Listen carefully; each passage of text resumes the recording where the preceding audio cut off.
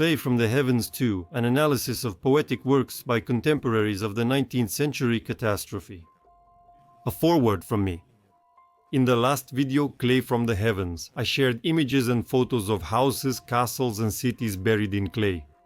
After starting the process, the author found even more evidence of this phenomenon. But what exactly this phenomenon was, science still cannot answer. However, alternative researchers can. At the very least, they have their own theories. One of them will probably turn out to be correct, or maybe even more than one.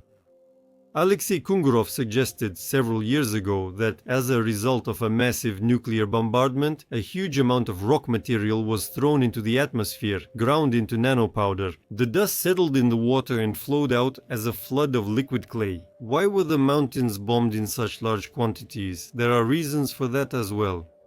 There are also other theories, the fall of the disintegrating moon and its fragments, which, breaking down into fine particles, also poured this clay onto the earth. For decades after the catastrophe, cities and the surrounding areas could have been covered by dust storms following the burning of forests and desertification as a result of soil removal from large areas of land.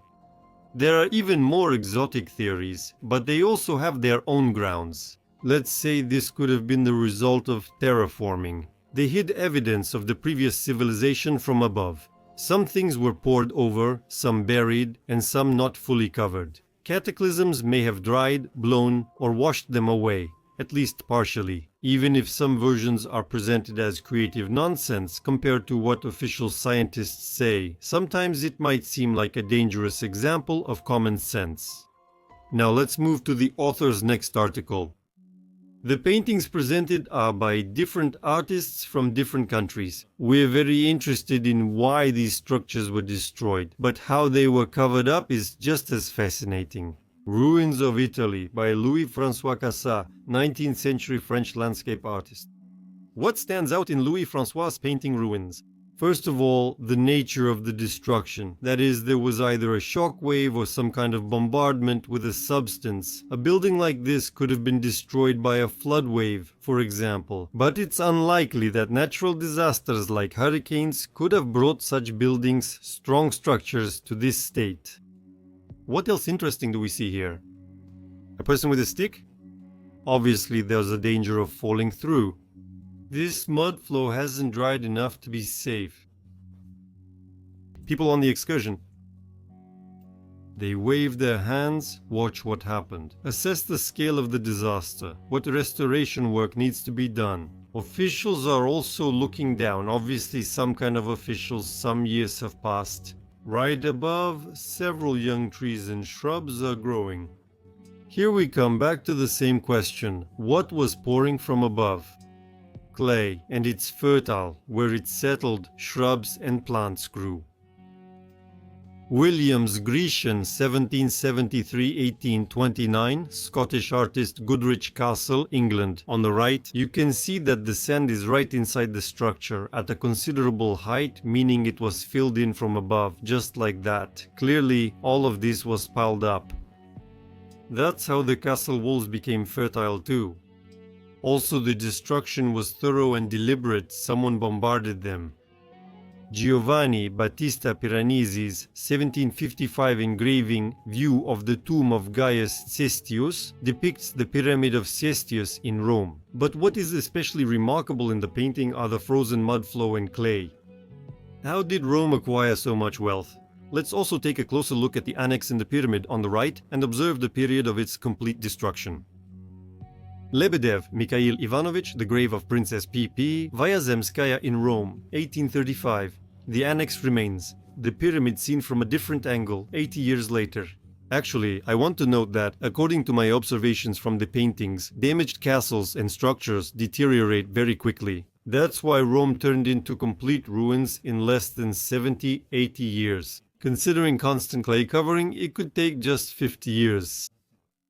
Fedo Matveev, Italian city, 1790s, late 18th century. Here we also see clay being poured on top, thick clay. T.A. Excursion subtitles after the cataclysm. People look tired, sitting and getting up, clearly exhausted. This is how it was flooded. Even though this was on a hill. At the same time, even these floors were flooded. That's how it was. Obviously, the clay was flowing and running off in this direction. There's still a puddle of liquid left here.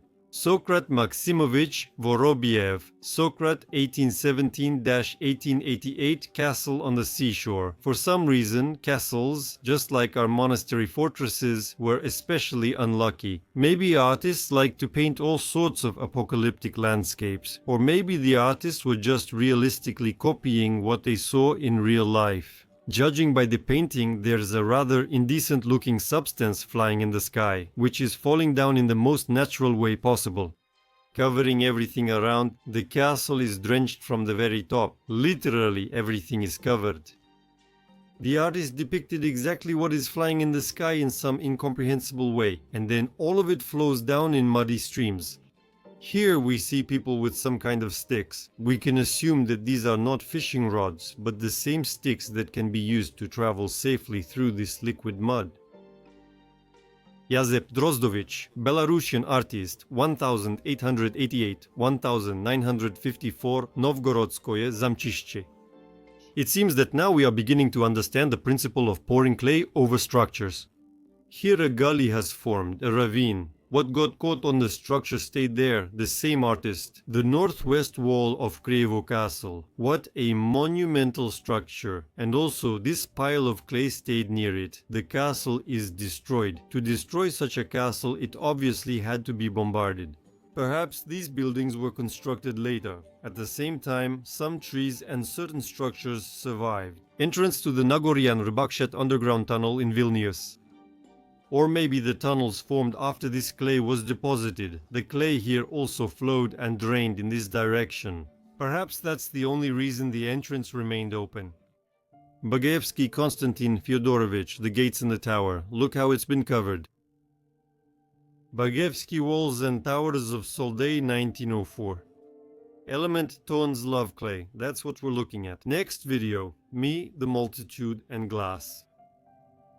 Vitaly Vereshchagin, Gur Emir Mausoleum, Samarkand 1869-1870. The process of forming a so-called cultural layer is clearly evident. The structure was nearly buried in it, with clay piled on top, poured from above. Here, apparently, later the wind and rain washed it away, but it still remained ingrained in the domes. Here we see a person standing. What scale is this? He also came to assess the scale of the disaster.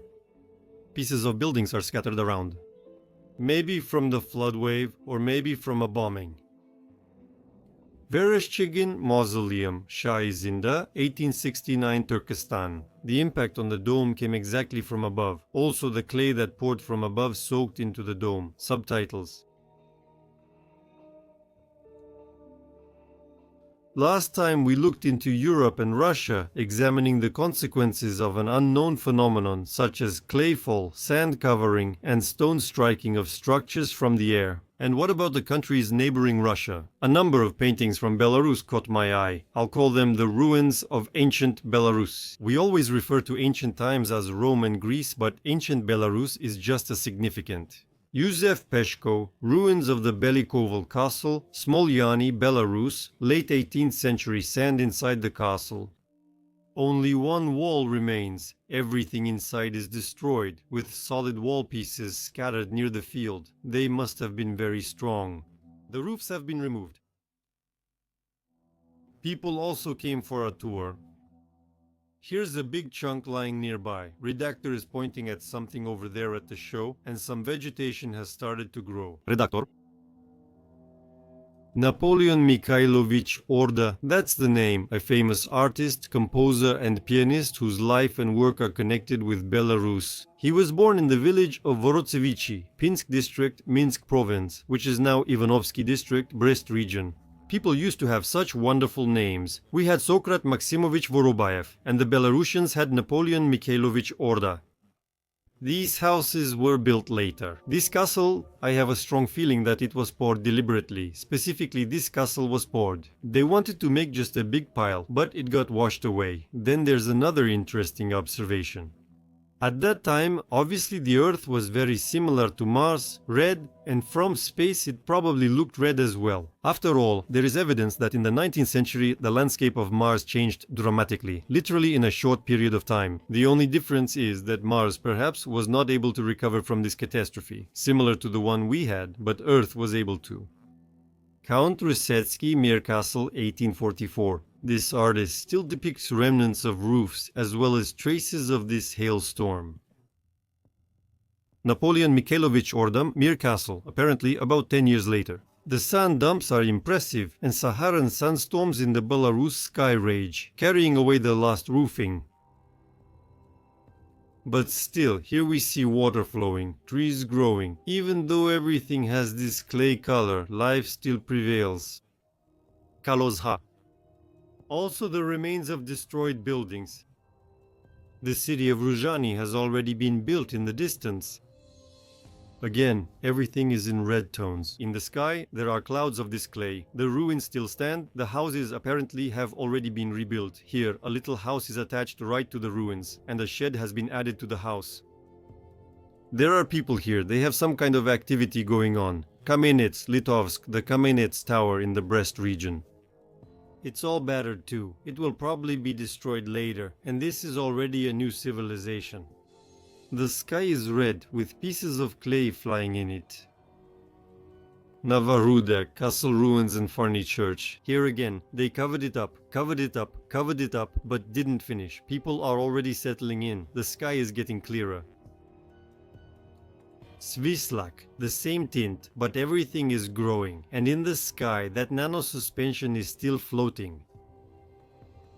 Napoleon Mikhailovich Orda, Heronensky Castle.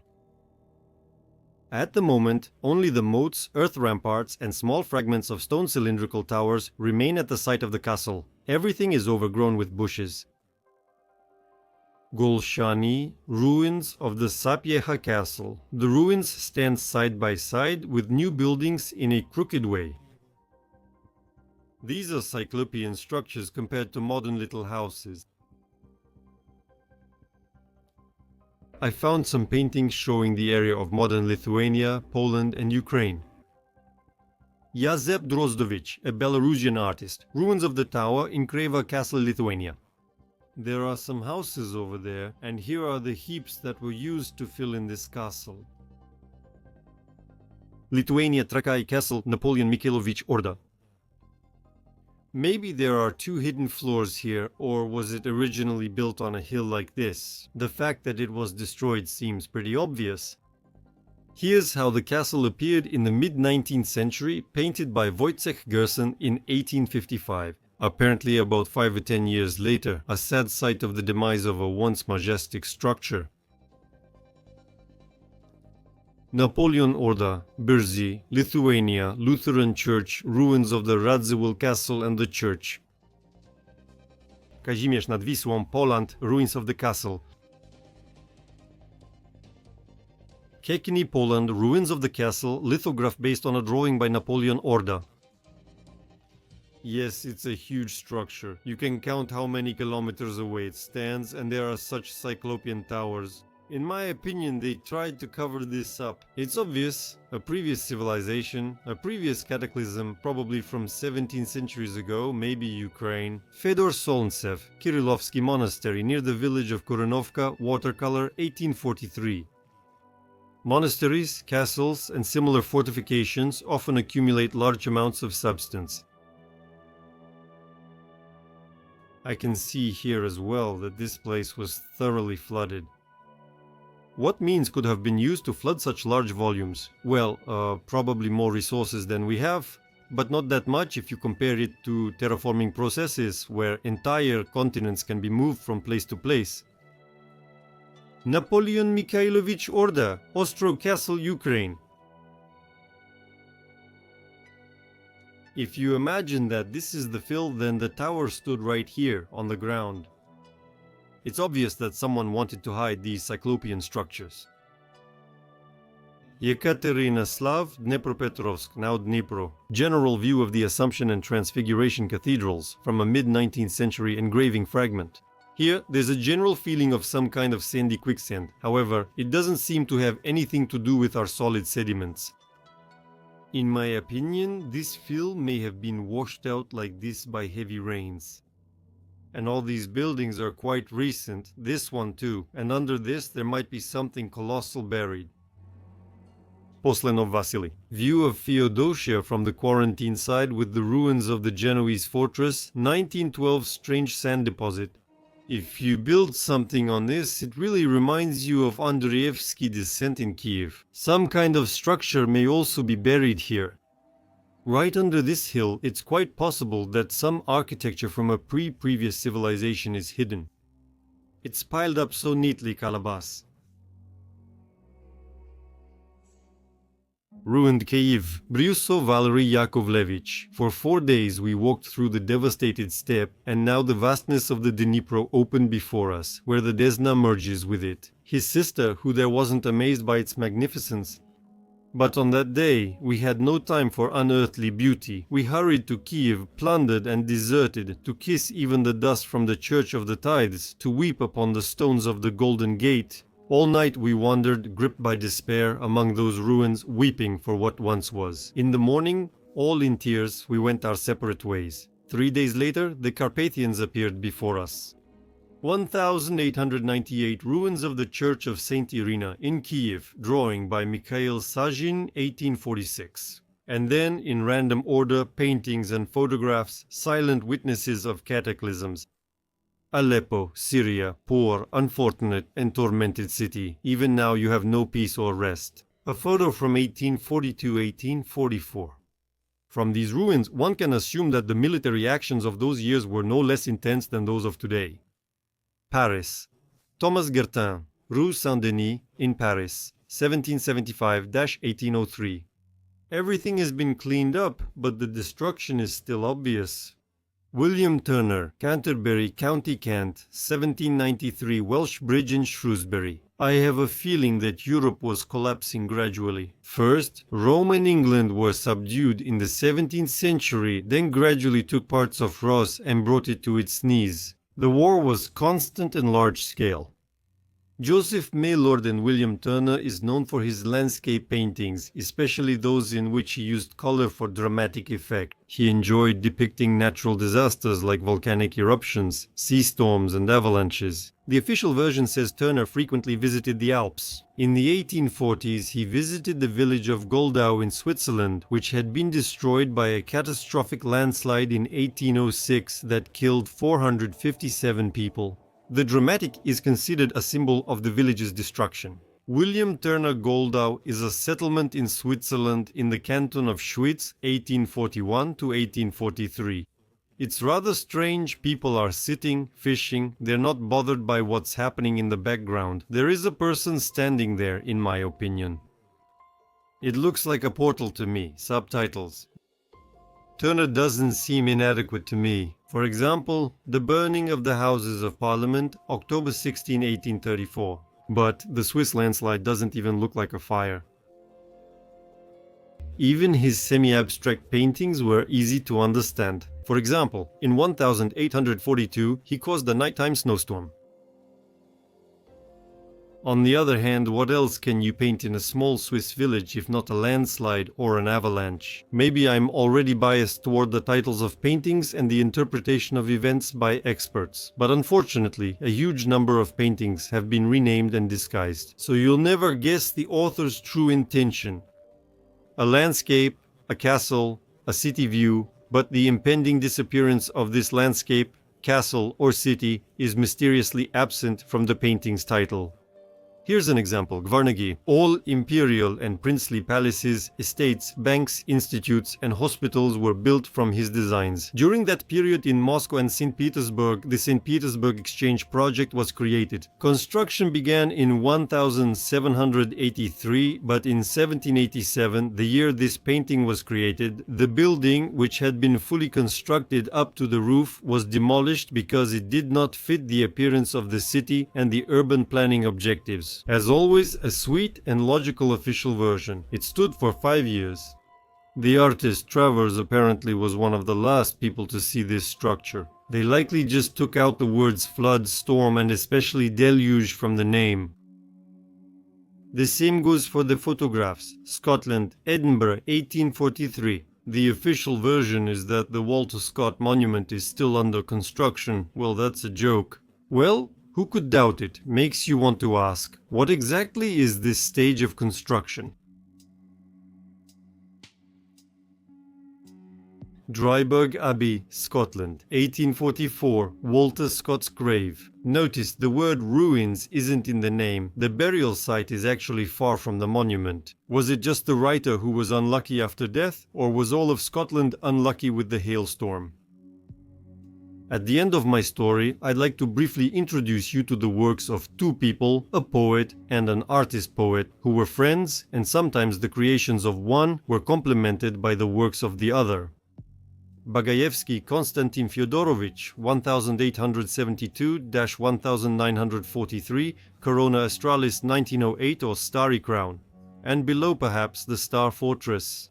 So interpret it as you wish. Sadly, we barely grasp a fraction of what late 19th and early 20th century artists and poets knew. The painting's title is the same as a poem by Maximilian Voloshin, a poet born in 1877 in Christian Russia who believed in reincarnation. He believed some people remember past lives, and that our souls aim for the stars but are trapped on earth by someone. The poem requires some explanation after reading.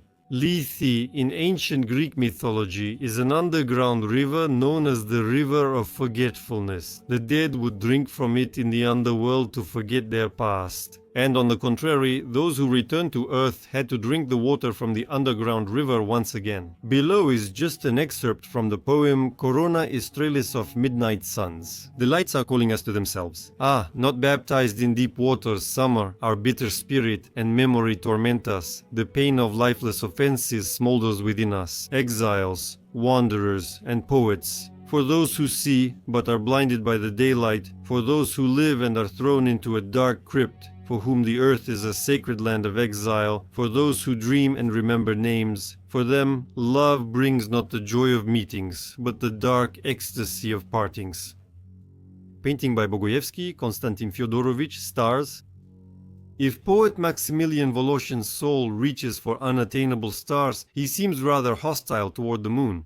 Lunaria, wreath of sonnets, excerpt you, a cry of longing frozen into a block of ice, a tangle of anger, pride and pain, a wingless sweep of a single boundless will, among convulsions, an extinguished star, a bridle placed on the spirits of will, the grail of struggle with the communion of bitter salt, the Golgotha of souls, you will remain until the sequence of earthly times comes to an end.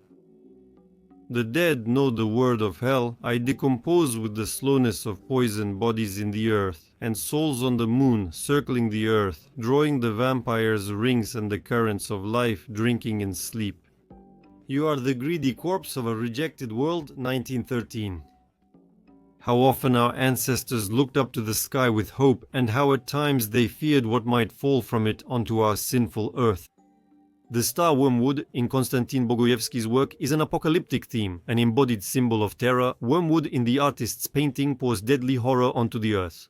Time has stopped, as if the star appeared from a timeless space and scorched the stone buildings of the modern city with its sharp rays. A heavy stillness of wormwood's magical light has settled over the world.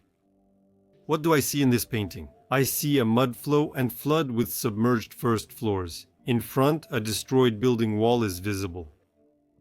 This star is some kind of bright flash, and the artist tried to depict this expression of spreading matter or light. I've heard a version that it was a comet with a poisonous tail that covered the earth, resulting in a plague. Personally, I would assume that the painting depicts a bright flash of a nuclear explosion.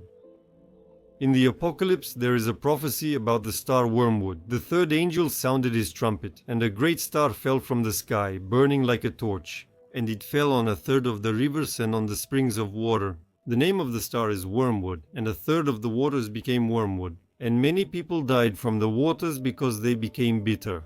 The text shows these events belong not to the present, but to future eschatological times.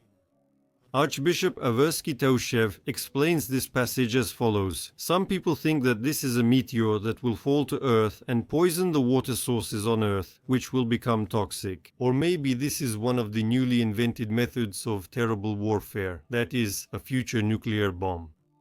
Wormwood in the Bible is a symbol of God's punishments. And the Lord said, because they have forsaken my law which I set before them. And they did not listen to my voice, nor did they walk according to it. Instead, they followed the stubbornness of their own hearts, and after the Baals, as their fathers taught them. Therefore, says the Lord Sabaoth, the God of Israel, I will feed this people wormwood and give them gall to drink. This painting tells the same story. The painting is called The Star Wormwood, 1908. Well, we know how the Lord punishes his rivals, right? Sodom and Gomorrah. Here in the painting, I also see a city flooded with this sludge. Behind it, a light show is happening, apparently due to a cataclysm. We are generally unfamiliar with wormwood star legends, but in the late 19th and 20th centuries, they were likely well understood. Bogoyevsky Konstantin Fyodorovich, Eastern Altar. What kind of ancient structure was there before? Some ruins remain in the foreground, scattered around the perimeter. Clearly, a structure was blown up here. The crater filled with water, forming a small lake. Though our souls differ, we cherish the same flame and are united by a longing for the same stones and land. The same fiery discs shone for us, wherever we wander. But the Feodosian hills are hopelessly close to my heart. Voloshin, to a friend, 1911. Voloshin and Bogoyevsky in the writer's studio. Koktebel, 1930 Old Crimea, 1903. We also observe ancient structures underground. Old baths in Karasu Bazar, Crimea, 1930 Ancient Fortress, 1902. Maximilian Voloshin, the Cimmerian Magus as he is called, a poet who chose as his motto, "You gave, and by this you are rich." Voloshin's Ex Libris is a book plate that certifies the owner of the book. The Ex Libris is either glued or stamped on the left-end paper. Marina Tsvetaeva recalls visiting Crimea in 1914 when a fire broke out in Voloshin's basement. While Tsvetaeva, her husband and her sister were running to the sea for water and trying in vain to put out the flames, Voloshin remained unperturbed. Bringing another bucket of water, Tsvetaeva testifies, "And this time I suddenly saw a lightning-fast vision of Max, standing with his raised hand, saying something silently and distinctly into the fire. The fire went out." To extinguish and to ignite. Voloshin, the igniter of the manifested flame, remained in the memories of his contemporaries. At other times, in moments of deep concentration, from his fingertips and the ends of his hair, real burning flames would burst forth. For example, a curtain once caught fire behind him as he wrote. While walking with friends in the mountains, he could easily gather dry moss and set it on fire just by focusing his gaze on the dry patch. Eyewitnesses say that he could calm people, ease pain with words, and read destinies by palmistry. Friends recall how the poet, who never turned anyone away during the Civil War, sheltered both Reds and Whites in his home. Voloshin absolutely refused to let a stranger spend the night in his house. Maximilian Alexandrovich's harsh dismissal of this man shocked those nearby. Later, it turned out that this man had just committed a horrifying, monstrous murder. Maximilian Voloshin by his house. He was a passionate geologist and archaeologist. Geologists hired him to paint images to study the area's geological structure. Civil strife, Kromsali. Rosses was stitched together with knives by stingy children, by kalitas, by lies, violence, and robberies. In the silence of starry, frosty nights, like a fierce cross spider, Moskva spun its tight, inescapable circle in darkness and in storm. Here, informers and whisperers ruled, and he was strict and fierce. The Moskva prince, the bedchamber servant, and the staff-bearer at Lord Pomiluybog, the nest of the Yuryev Boya's humble women, the palace, the prison, and the monastery, where for 20 years the murdered infant traced circles like a bat, breaking bones, pulling out sinews. The Moscow throne was being built when the offspring of a cat and a mare, Pozarsky, brought to reign Peter III Fyodorovich by birth. Karl Peter Ulrich, Russian Emperor from 1728 to 1762, Russian Emperor, the first representative of the Holstein-Gottorp-Romanov dynasty on the Russian throne. The Antichrist. Peter gathered, pulled together, and rocked the steamed mass, shaved Ostrich, and having put him on the rack, taught him book sciences. The empire, leaving its burrow like a mole, was hatched from eggs under the hot-crowned flesh of its 5 empresses, and Rus became German, orderly and vile. The Russian throne was defended under bayonet light, with Holstein, Swatern and Berska blood mixed. And with a whistle, swirling flames burst out of the cartridge, into the light, from darkness into freedom, from captivity, elements, passions. The tribes of Anaphim, the churches, having overcome the chains, rose from the graves, Mazepa, Razin, and Pugachev, the terrors of other ages. But even now, as in the days of past downfalls, all darkened in blood, you remain a land of ecstasy, a land yearning for love. So pray, endure, take up the cross upon your shoulders, the throne upon your neck. In the depths of your soul the underwater Kaitej resounds, our unattainable dream. Note, for example, I don't understand this character. Here, everything was ruled by an informer and a whisperer, and he was fierce and strict. The Moscow prince was a chamberlain and a stick-bearer. The Lord have mercy, God. First of all, the poet clearly distinguishes between the Lord and God, and the key-bearer probably means that this Moscow prince served the Vatican. This is probably not Ivan the Terrible. Yes, actually, he is a czar, not a prince whom he calls conscientious in another poem. Further in the text, when about the throne of the cat and the mare, Pozarsky brought to reign about the throne of the cat and the mare. Maximilian Voloshin refers to the Romanov boyars, descended from Fyodor Andreevich Koshka and Andrei Ivanovich Kobila. A cross on the shoulders, a throne on the nape. In the depths of the soul the underwater Kitej hums. The nape is the neck, the spine. Kitej is a legendary city said to be in northern Nizhny Novgorod near Vladimirsko village on Lake Svetloyar. A city that sometimes appears and sometimes disappears. They say that only those who are pure in heart and soul will find the way to Kitej. Rumor has it that during calm weather you can sometimes hear bells and singing coming from beneath Lake Svetloyar. Oh, how much this Svetloyar looks like the trace of a nuclear crater. Maybe a city of gods once existed and later moved to the astral plane. In theory, you just need to look around the perimeter for fragments of the former city. There is a strange belief that a wish made at the grave of Maximilian Voloshin will definitely come true if you leave a stone there. So, the burial site of Max Voloshin and his wife Maria Voloshina has become the grave of wishes. The wishes here are very diverse but quite decent, otherwise the sage won't grant them. At the bottom on the stone it says, "I want to eat well." There are also other requests. Pray for us and everyone.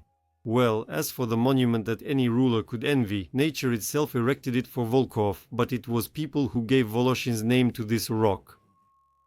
I think it's finally time for a brief introduction to Volkov's paintings, the mystic, scholar, poet, geologist, archaeologist, and artist. A sacred forest once stood here, visited by a winged-footed divine messenger. Where cities now rise, there were no stones or ruins, bronze slopes now grazed by sheep. Maybe that's how sand destroys cities? That's how they build fences so the sand stops, to stop the desertification that happened as a result of the cataclysm.